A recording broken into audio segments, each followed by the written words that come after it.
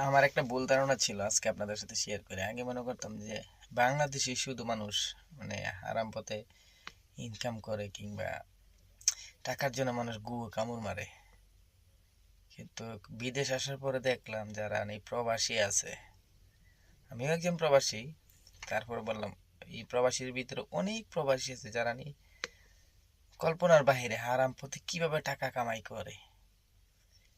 এই এত টাকা পয়সা যে মানুষ অনেকে কয় না যে গিরি তোর লগো দি বিদেশ গেছে, হে দিয়ে লাখ লাখ টাকা পাঠাই দে, তুই দিয়ে পাঠাইতে পারস না। তো না পাঠানোর একটাই কারণ, তো যে হারাম খাইলে সম্ভব। যেখানেই যান, বাংলাদেশে কোন বিদেশ কোন, যেটা আমি বুঝতে পারলাম সব জায়গাতেই সেম অবস্থায়, হারাম পথে মানুষ বেশি, মানে হারামের দিকে বেশি মানুষ লিপ্ত। হারামটাকেই বাইছা নিতেছে দুনিয়াদারের জন্য, টাকার জন্য যে মানুষ কত কি করে। বিদেশ আসার পরে বুঝতে পারলাম ছোটখাটো জিনিসের দিকে যে লোভ, যে পরিমাণ। একটা কথা সবসময় বলতো যে অনেক মানুষ আছে এই পৃথিবীতে সুযোগ অভাবে সৎ।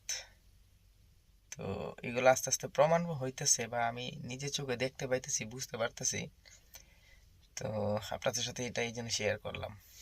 ধন্যবাদ।